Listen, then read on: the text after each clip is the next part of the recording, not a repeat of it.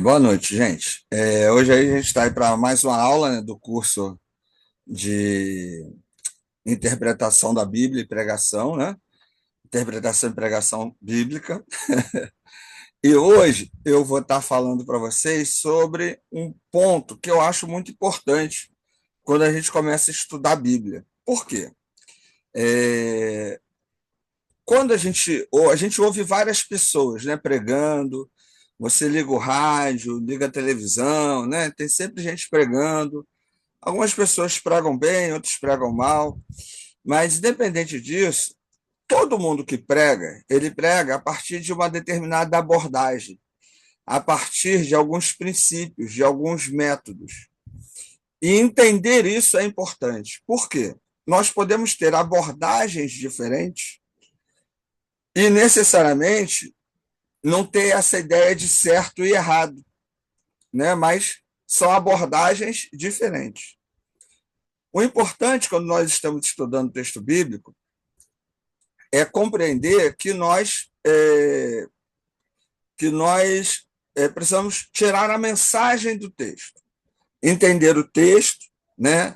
Traduzi-lo da melhor maneira possível, extraindo a mensagem e passar essa mensagem para as pessoas. Mas isso depende muito da abordagem, né? Da maneira como a pessoa entende a Bíblia. E aí a gente vai ver isso nas próximas aulas, né? Não só a maneira como você entende a formação da Bíblia, mas os materiais que você usa para pesquisar sobre a Bíblia também. Mas hoje, então, eu queria falar sobre 4 maneiras, de forma geral, de como se lê a Bíblia. Você está em pelo menos 2 delas aí. E isso vai definir, né, como você lê a Bíblia, como você entende a mensagem da Bíblia, e às vezes até mesmo quando você entende a mensagem que você acha que vem de Deus, que às vezes não vem de Deus. Às vezes vem da sua emoção, vem do momento, mas o texto não quer dizer nada daquilo. Então, nós que estamos estudando Bíblia, precisamos entender isso. Agora, deixar claro, as grandes verdades da Bíblia são passadas quando eu leio o texto bíblico. Deus é amor, preciso ajudar e perdoar o meu irmão, Jesus Cristo salva. Você não precisa estudar para isso. Agora, entender o que é o contexto daquele texto vai influenciar no meu dia a dia, como eu posso lidar com a minha esposa, com meu filho, com o meu trabalho, como eu vou lidar com as opressões ideológicas, econômicas e sociais do nosso tempo. Para ler isso, aí eu preciso, né, ter um outro foco, ter uma leitura mais atenta. E aí é o nosso papel aqui, certo? Entender a Bíblia para pregar de maneira adequada. Então, eu queria pensar numa primeira abordagem que é a fundamentalista. O que pensa uma pessoa que lê a Bíblia de maneira fundamentalista? Entenda, não tem certo e errado, tá? Tem abordagens diferentes. Alguém que lê a Bíblia de maneira fundamentalista, ela crê que Deus tudo pode e que pode fazer por nós tudo o que quiser em relação à fé, né? Nada de errado em relação a isso. O texto bíblico caiu do céu, é de Deus e nada mais a perguntar. Quer ver um exemplo? Josué 10:13 diz que o sol parou. E nós sabemos que o sol já está parado. Mas o fundamentalista não discute isso. O fundamentalista, inclusive, vai dizer que o sol antes se movimentava e parou em Josué 10:13. Só que nas outras abordagens, nós vamos ler que não é assim que se interpreta esse texto. Na época, achava-se que a Terra era o centro do universo. Essa mudança, alteração, só foi acontecer muito depois na Idade Média, né? Muito depois que o texto bíblico foi escrito. Então, o autor escreveu de acordo com a sua percepção de mundo. Mas o fundamentalista não questiona. O fundamentalista não questiona uma serpente falar com Eva. O fundamentalista não questiona, por exemplo, com quem que Caim casou. Caim matou Abel. Aí ele recebe a marca para ninguém matar ele. Quem ia matar ele? Se era só Adão e Eva, Caim e Abel. Ele não questiona isso, né? Critérios. Vale o que está escrito. Cada palavra da Bíblia é a palavra de Deus e como Deus é infalível e imutável.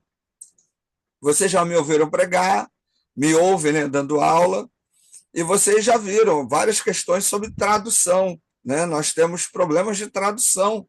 às vezes do grego para o português, do hebraico para o português, do aramaico para o português. Então, se a Bíblia é a palavra de Deus, eu não precisaria nem traduzir, todo mundo ia entender. E não é isso que acontece. Mas o fundamentalista não questiona. O objetivo, a leitura da Bíblia deve levar as pessoas a se converterem, comovendo-se diante do poder de Deus e passando a aceitá-lo em sua vida, sem questionar nada, né? E aí, para nós, né, que estamos aí em pleno século XXI, essa abordagem ela é muito comum, mas ela traz muitos problemas. Por exemplo, existem dois textos sobre a criação do mundo, sobre a criação da humanidade, o mais curto e o mais longo.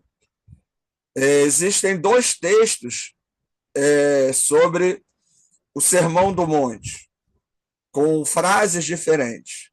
Existem dois textos sobre a genealogia de Jesus, diferentes. Então, qual o texto é o correto? Qual o texto que realmente está narrando exatamente a história? O fundamentalista não questiona isso. Ponto. É assim, acabou, não se questiona. Qual a outra abordagem? Abordagem dogmática. Na abordagem dogmática, a doutrina vai ler a Bíblia para a pessoa. Isso é muito comum em algumas igrejas. Adventista, né? Algumas Assembleias de Deus, às vezes, a Igreja Católica, né? O pastor falou, não se questiona, não se fala nada, a doutrina da igreja é aquilo ali, é inquestionável. A doutrina, ela está, inclusive, mesmo pé de igualdade da Bíblia. Pensa na Igreja Católica, padre não pode casar. Por quê? Tem nada na Bíblia falando sobre isso, nada na Bíblia orienta sobre isso, mas a doutrina é tão forte que ignora o que a Bíblia fala, né?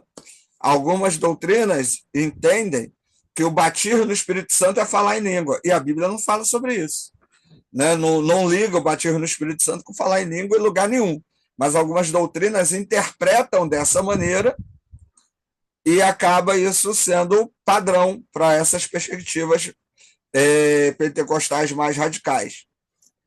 Então, na abordagem dogmática ou doutrinal, a doutrina fala mais alto, né? Toda igreja tem doutrina, mas a doutrina ela pode ser questionada, né? Ela é falha, ela é um produto da mente humana, né? A Bíblia também é um produto do humano, né? Mas há uma mensagem divina. A doutrina não. A doutrina é um conjunto de regras que nós criamos para a gente se dar bem, né? Para a gente ter um nível mínimo de compreensão. Então, a doutrina não é sagrada. A Bíblia é sagrada. A doutrina não. Nesse tipo de leitura, na leitura ou abordagem dogmática ou doutrinal, a doutrina e a Bíblia ambos são sagrados. Então, a ter fé é aceitar a doutrina correta e sem erros. É fonte de revelação como tradição doutrinal, texto bíblico, referendada pelo magistério eclesiástico. As duas fontes devem se integrar e completar. Aqui o magistério seria aquele grupo, né, de padres, pastores, bispos, presbíteros, que definem o que a igreja vai pensar. E aí está mesmo pé de igualdade da Bíblia. Complicado, mas é muito comum. Critérios. A tradição iluminada e referendada pelo magistério, sã doutrina, é o critério máximo de interpretação da Bíblia. Então, por exemplo, se a doutrina da pessoa diz que a mulher não pode ser pastora, não importa se a Bíblia não está nem aí para isso, a Bíblia não comenta, a Bíblia não diz que não, a Bíblia não interfere nesse ponto. Então, se a mulher é pastora ou não, não é a questão bíblica, é a questão doutrinária. Mas existem doutrinas que não aceitam o ministério pastoral feminino. Por quê? Porque está na Bíblia? Não, porque a doutrina não quer. Então, é mais uma questão de doutrina e costume do que de Bíblia, né? E algo que eu já comentei várias vezes, em alguns momentos aí com vocês, é que tem três coisas que a gente tem que pensar quando fala de igreja: Bíblia, doutrina e costume. A Bíblia, né, a gente tem que saber ler e interpretar. A doutrina é aceitar. Você está entrando para a igreja, aceita a doutrina da igreja. E o costume também. Então, se a igreja tem costume de bater palma, né, você vai ficar lá reclamando que a igreja bate palma. Se a igreja não tem costume de aceitar tatuagem, você não vai lá de rebeldia fazer tatuagem, porque não é costume da igreja, né? Então, tem coisas que são costume e doutrina. Agora, a Bíblia fala, não matarás. Então, você não vai matar, ponto, né? A Bíblia fala, não roubarás, não dirás falso testemunho. Né? Então, ó, não vai fazer fofoca, não vai roubar, ponto. Não se questiona isso. Ah, mas a minha doutrina aceita fazer uma fofoquinha. A Bíblia é maior do que a doutrina. Nessa leitura doutrinária, não. A doutrina e a Bíblia estão no mesmo pé de igualdade. Objetivo: interpreta-se a Bíblia para mostrar como as duas fontes afirmam a mesma doutrina. A maioria das igrejas tradicionais e pentecostais estão dentro dessas duas linhas, fundamentalista e doutrinária. Inclusive, a leitura dogmática, para pastores de má índole, ela é muito boa, porque vai dizer, não, a doutrina diz isso e acabou, ponto, não se questiona. Né? E aí a pessoa não tem liberdade de pensamento, de ação, de leitura, de interpretação. Então, são comuns esses dois tipos de leitura, a fundamentalista e a dogmática. As leituras seguintes, né, histórico-crítica e a sociológica, não são tão comuns. Dificilmente você vai encontrar igrejas com esse tipo de pensamento, mas para nós, estudantes, é importante a gente conhecer. Qual o objetivo do histórico-crítico? É ver Deus presente na história dos homens. O texto bíblico, texto literário popular antigo, formado de velhas tradições orais, que tomaram forma escrita e foram agrupados em unidades maiores. Então, por exemplo, quando vai se estudar o texto de Apocalipse, a partir do método histórico-crítico, vai se avaliar, vai se estudar a apocalíptica judaica, a gematria judaica, a simbologia, o contexto, a época, né, o período que foi escrito, os destinatários. E aí, por exemplo, quando eu pego lá o tema da marca da besta, a marca da besta não é um carimbo, é um documento que era dado na época para realizar o culto ao imperador. Então, quem fazia o culto ao imperador recebia o documento e podia comprar e vender. O cristão que não tivesse esse documento não podia comprar e vender, ou seja, não tinha a marca da besta. Então, não é chip na cabeça, não é celular, não é código de barra, essas besteiras que o pessoal anda falando por aí. Através dessa leitura, eu vou fazer uma pesquisa no texto. Eu vou ver qual documento hebraico, grego, aramaico ele foi escrito, eu vou traduzir da língua original, eu vou estar preocupado com o processo de formação, quem escreveu, quando escreveu, por que escreveu, para quem escreveu, qual a mensagem desse texto, né? Qual o critério? Espírito crítico, científico, para analisar a literatura que temos em mãos e as circunstâncias daquilo que foi escrito. Então, por exemplo, livro de Salmos. Eu não posso estabelecer uma doutrina no livro de Salmos, porque não é um livro doutrinário. Né? Cada livro da Bíblia, cada texto bíblico, ele tem um gênero literário, ele tem um objetivo. Então, se eu quero estabelecer doutrina para a igreja, eu tenho que ir nas cartas. As cartas de Paulo, as cartas gerais, as cartas pastorais, né? 1ª e 2ª Pedro, 1ª, 2ª Timóteo e Tito, que são as chamadas cartas pastorais. Né? Objetivo: estuda-se a história e a literatura para descobrir a fé das comunidades, onde se originou cada escrito. Por exemplo, eu vou ler os evangelhos, e aí eu vou entender que os evangelhos não são a biografia de Jesus.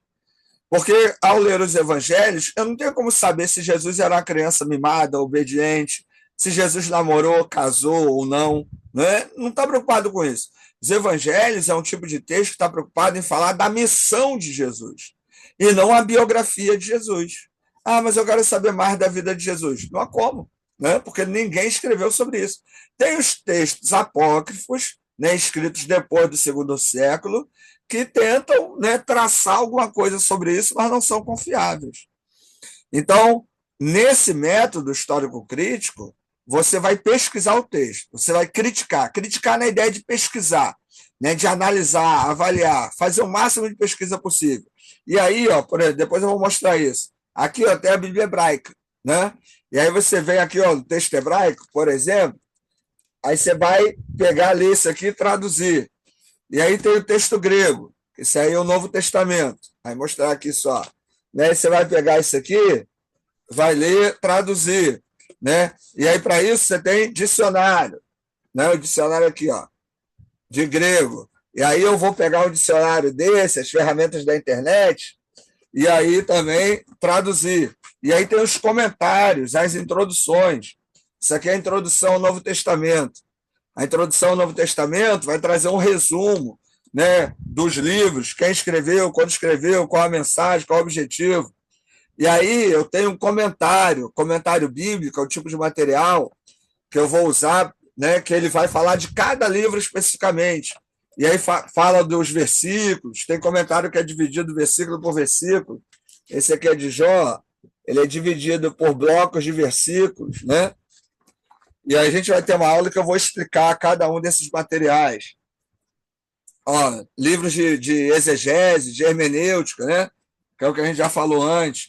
Então, nesse método, você vai usar o máximo de materiais possíveis para pesquisar. Né? Vocês estão vendo aí na tela, aí tem um monte de livro aqui atrás de mim, eu tenho mais um monte de livro aqui do lado, tem na frente. Né? Por quê? Porque a gente precisa pesquisar, o máximo que puder pesquisar, para poder entender o texto e a mensagem do texto. Já na leitura fundamentalista e dogmática, a pesquisa já não é tanta, né, em relação ao processo de produção do texto. Na fundamentalista, eu vou repetir aquilo que as pessoas vêm falando.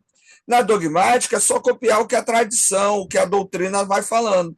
E aí eu não tenho essa liberdade de pesquisa, né, de ir lá entender, né, não tenho a liberdade de fazer um curso como esse que a gente está fazendo aqui, né, da gente poder ler o material, estudar, parar um tempo, para a gente estar podendo criar o nosso próprio caminho aí de interpretação. Né? Isso necessariamente não é um tipo de ação que vai atrapalhar, porque você, quando estuda a Bíblia, você vai entender a mensagem da Bíblia. Então, nós vamos chegar a questões que são básicas. Por exemplo, o papel da igreja é evangelizar, o papel da igreja é fazer justiça social, né? Buscar o que é correto. O papel da igreja é pregar Jesus. Né? Qualquer um que leia a Bíblia de maneira adequada vai entender que o papel da igreja não é fazer milagre. O papel da igreja é anunciar o reino de Deus, é anunciar Jesus. Né? E aí esses pilantras que estão por aí na televisão, nas rádios, que só falam de milagre, mas não tem evangelho. Né? Ou fala um pouquinho do evangelho e mais de bênção, de prosperidade. É só estudar a Bíblia que você vai ver que isso é mais uma perspectiva da doutrina deles do que do texto bíblico. Então, no método histórico-crítico, a tarefa está concentrada em realmente ali buscar a mensagem do texto. E na abordagem pelos 4 lados, sociológica ou da libertação. Ter fé é olhar a vida de hoje com os olhos de Deus. Né? O texto bíblico ele seria uma memória subversiva dos pobres pela fé, uma releitura das tradições populares para responder a todos os 4 lados dos problemas de cada época e situação. Uma visão de fé em conflito com a ideologia dominante. Quais são esses 4 lados? Social, econômico, político e ideológico. Os critérios. A realidade desses 4 lados ilumina a Bíblia e é iluminada pela Bíblia. O objetivo, iluminar a nossa vida e a do mundo pelos 4 cantos. A Bíblia é luz e luz deve iluminar, não enfeitar simplesmente. Por exemplo, uma igreja que está ali inserida, né, num local onde há droga, tráfico, pobreza. Ela precisa agir ali pregando o evangelho, mas também agindo de alguma forma para resgatar a dignidade dessas pessoas que estão oprimidas, né, por essa cultura de violência. Uma questão também da ideologia que nos domina. Ah, você só é abençoado se tiver dinheiro, se tiver carro do ano, se tua vida não tiver problema. Se você tiver doença e problema, você não é abençoado. Deus não está com você. Isso é uma opressão ideológica presente em nosso tempo. E aí muitas pessoas vão para determinadas igrejas, dão baldes de dinheiro para tentar serem abençoados, e eles só conseguem enriquecer aos pilantras que são donos dessas igrejas. E a vida delas continua aí com problemas, com dificuldades. Por quê? Porque problema e dificuldade você sempre vai ter. A Bíblia nos ajuda a lidar com os problemas e dificuldades. Em alguns momentos acontecem milagres, e milagre é milagre porque não acontece toda hora, nós não controlamos, eles acontecem pela misericórdia, graça e soberana vontade de Deus, e aí pode acontecer milagre, mas não aconteceu milagre, a vida continua. eu vou viver ética, eu vou viver de maneira correta, moralmente, e principalmente eu vou viver de acordo com os valores do reino de Deus.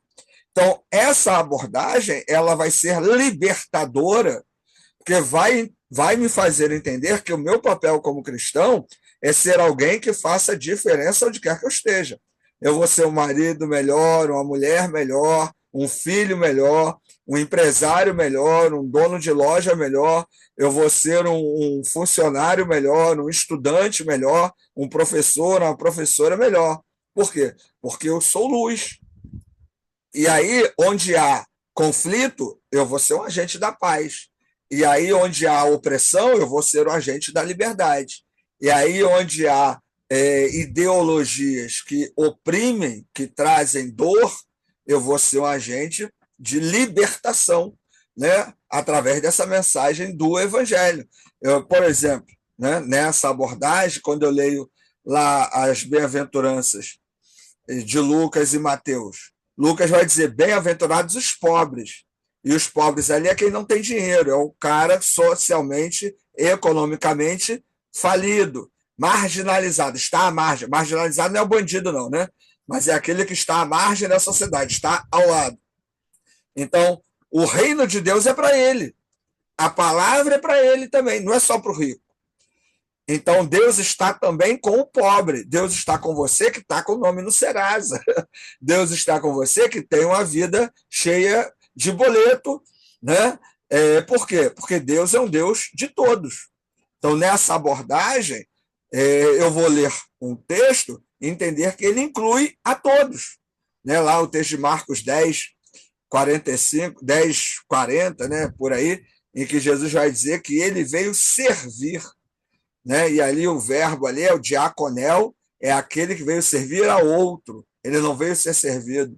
E assim como ele, nós também devemos estar a serviço do outro, numa sociedade egocêntrica, egoísta, materialista e hedonista. Esse tipo de mensagem é um soco na cara, né? Porque nós devemos nos colocar a serviço da comunidade.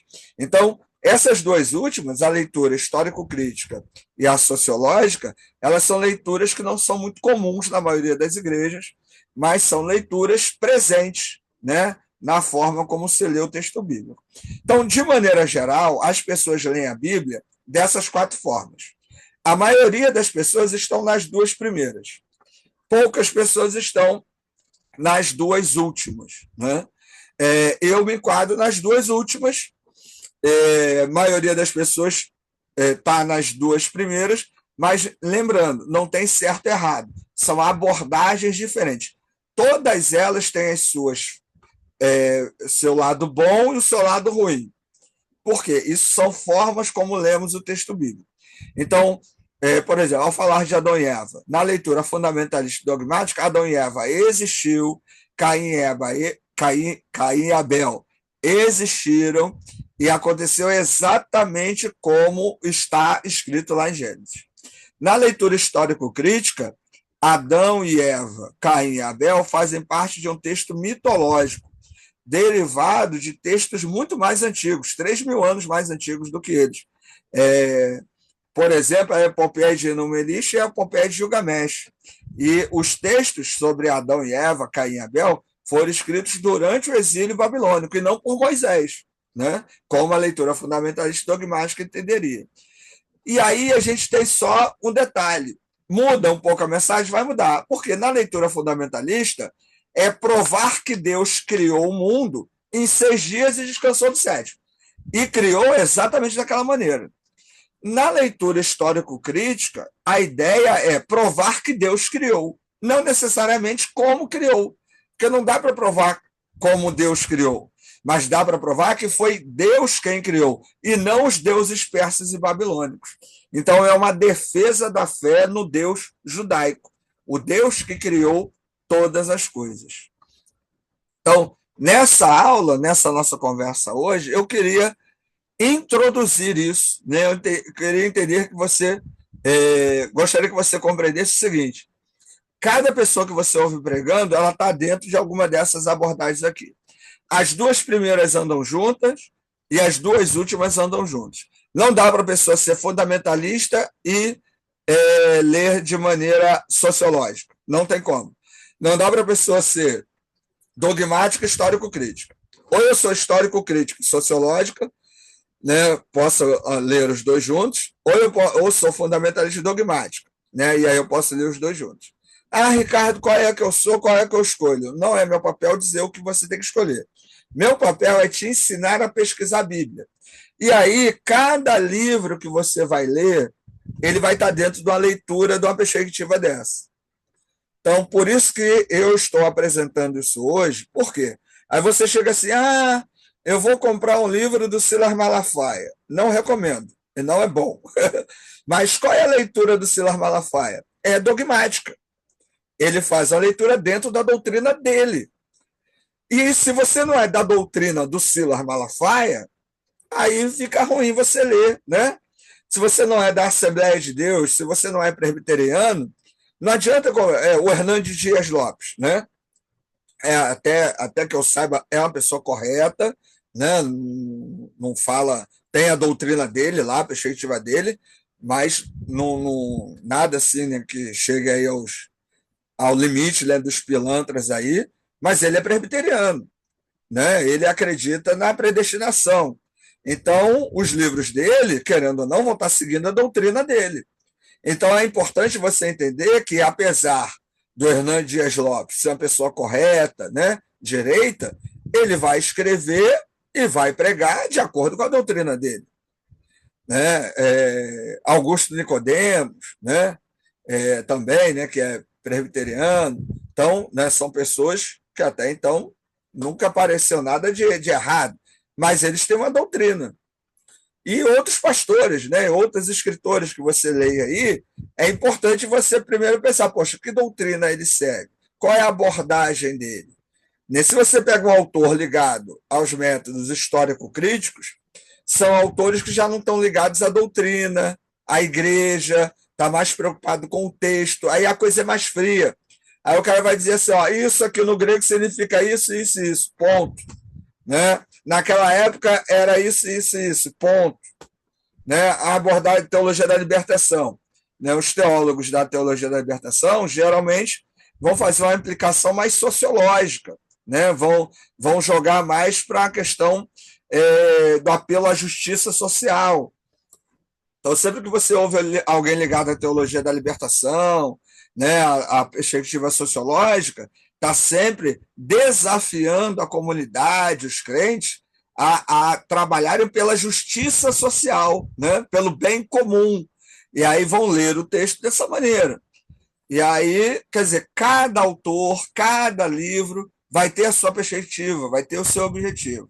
E nós que estamos estudando interpretação bíblica, a gente precisa saber o que estamos lendo. Então você vai comprar um livro. O que você vai fazer? Você vai ler sobre o autor antes, saber quem ele é, onde ele se formou. Por exemplo, a editora Paulus, a editora Loyola, a editora Vozes, são editoras católicas, mas necessariamente eles não editam, né, só livros de padres da doutrina católica. Tem muita coisa boa, coisa sobre exegese. Isso aqui é sobre exegese, é da Paulinas. Esse quadro aí que eu estou mostrando para vocês é da Paulus, né? Então tem muita coisa boa, independente da editora, né? A própria CPAD, que é a editora da Assembleia de Deus, vou pegar aqui, ó. Tem um dicionário muito bom, que é esse aqui, ó, que é o do Vini. Esse aqui era produzido pela CPAD, ó. Vini. Esse dicionário aqui traz as palavras em grego e em hebraico, em português, faz aí uma busca, né, da etimologia das palavras, e é da CPAD. Então, necessariamente, não tem a ver com a doutrina.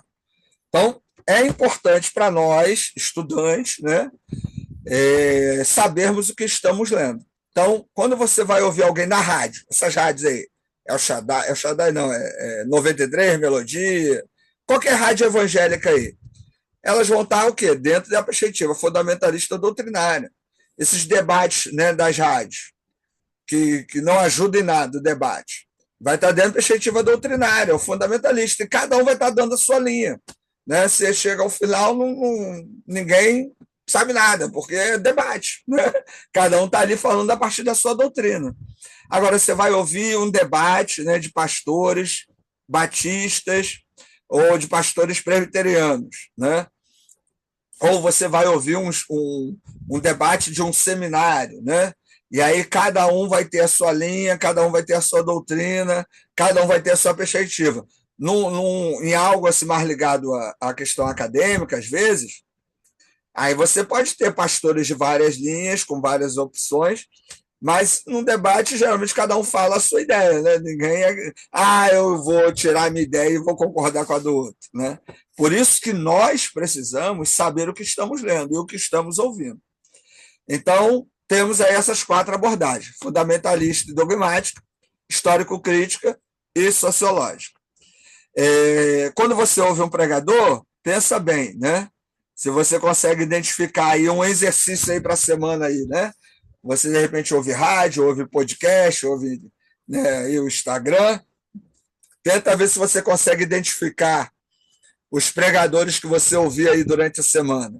Se ele é fundamentalista, se ele é dogmático, se ele é histórico-crítico, ou se ele é ligado aí à perspectiva sociológica ou da teologia da libertação. Né? Isso ajuda a gente a filtrar. Ricardo, qual eu devo ser? Novamente, não é o meu papel.